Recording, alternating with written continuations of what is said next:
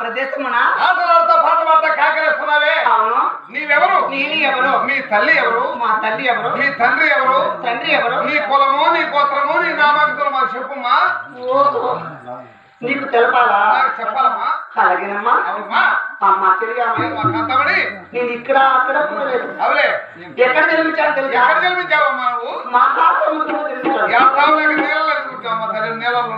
నీళ్ళల్లో సముద్రం అంటే నీళ్ళలో కాదు, సముద్రంలో ఒక తామర పుష్పంలో జన్మించాడు. తామర పుష్పంలో జన్మించినందుకు మా తండ్రి పేరు సముద్రుడు.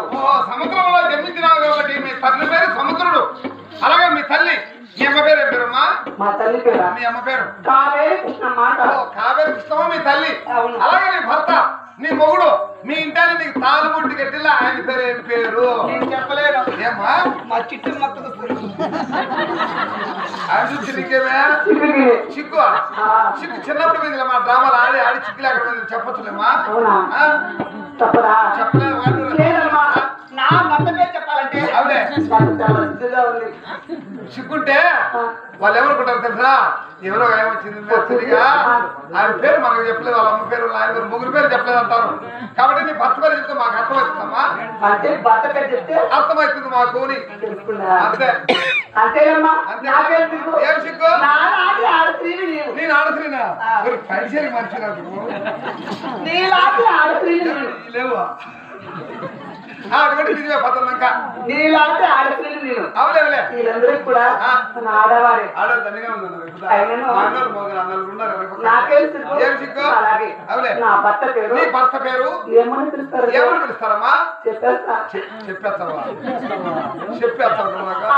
చెప్తాను. చెప్తాను. చెప్పుమా. చెప్పుమా.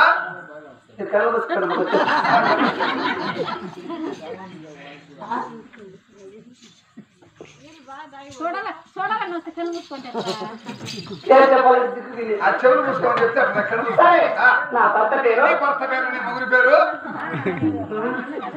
ఆది మహావిష్ణువు నా భర్త. అంతేనా? దేవతలకు దేవుడైనటువంటి లక్ష్మీ నరసింహ స్వామి ఆ శ్రీమన్నారాయణుడు ఆది మహావిష్ణువుని భర్త.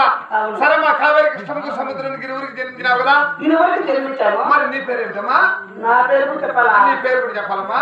అమ్మా తెలియమని నా పేరు చెప్పమంటున్నాను కదా.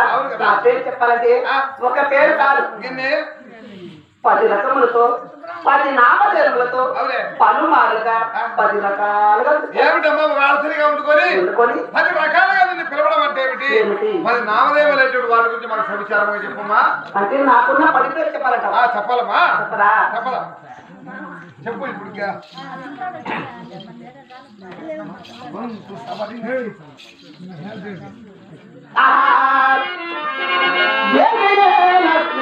దేవి దేవయమ్మ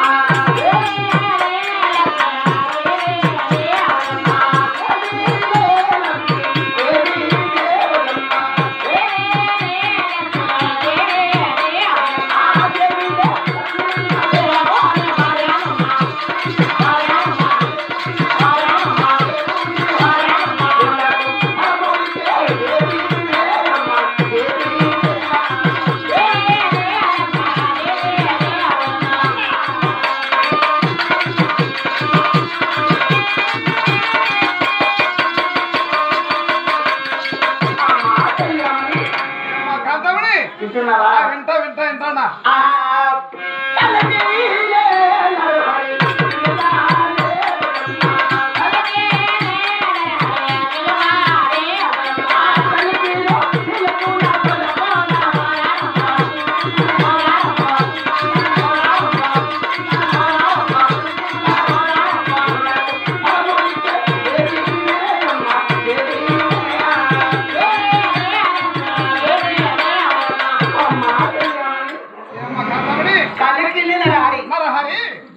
పంచరంగుల చిలుక లాంటి దాని అనమాట. చిలుక ఎలా ఉంటుందో అంత సుకుమారంగా అటువంటి దాని చిలుకైతే ఈ చిరుల ఫలం తెచ్చుకుంటూ సంతానం తెచ్చుకుంటూ ఫలాలు ఇచ్చుకుంటూ నిలుస్తాను అనమాట.